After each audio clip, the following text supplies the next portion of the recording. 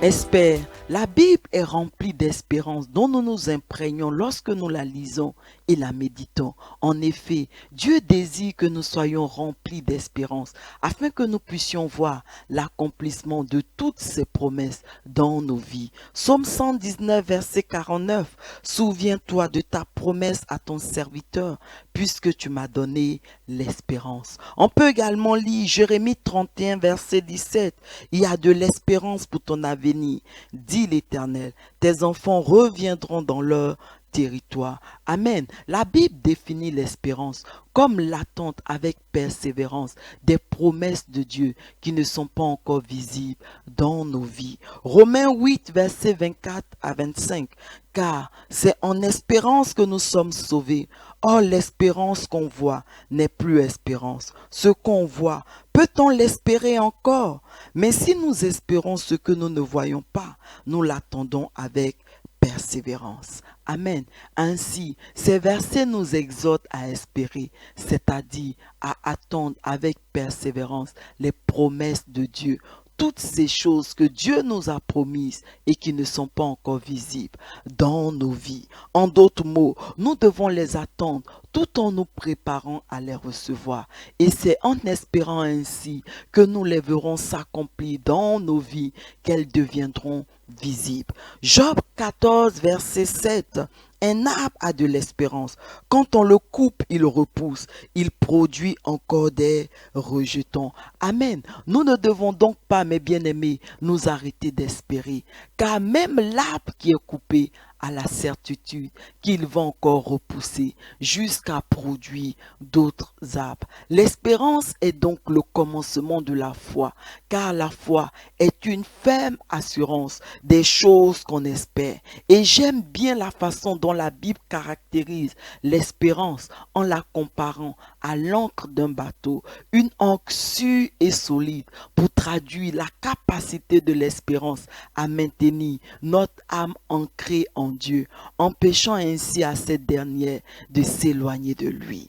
Hébreux 6, verset 17 à 20.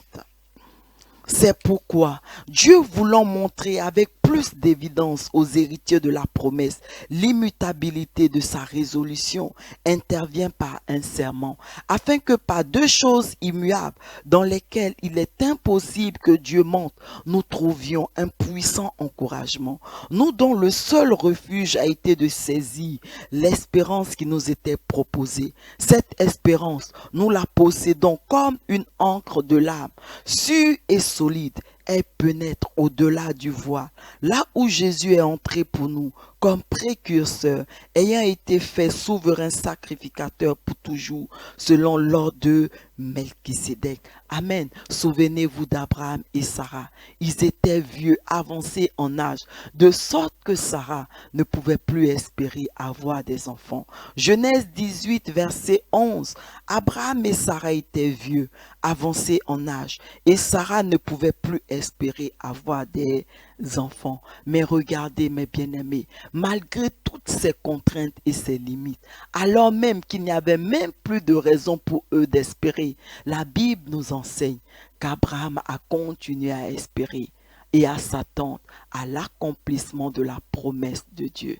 Et cette espérance, à toute épreuve d'Abraham, a produit la foi, une foi vivante et puissante qui a permis à Abraham d'appeler à l'existence l'accomplissement de la promesse de Dieu dans sa vie. Ainsi, Abraham et Sarah, malgré leur âge avancé et la stérilité de Sarah, ont été rendus capables de concevoir un fils et de devenir les parents d'une multitude de nations. Romains 4, verset 18. Espérant contre toute espérance, il crut, en sorte qu'il devint père d'un grand nombre de nations, selon ce qui lui avait été dit, telle sera ta postérité. Amen. Abraham est donc resté solidement attaché à Dieu, accroché à toutes les promesses de Dieu, alors même que l'environnement tout autour de lui était contraire à toutes ces promesses. Ainsi, nous aussi, tout comme Abraham, nous ne devons pas nous arrêter d'espérer. Ecclésiaste 9, verset 4. Pour tous ceux qui vivent, il y a de l'espérance.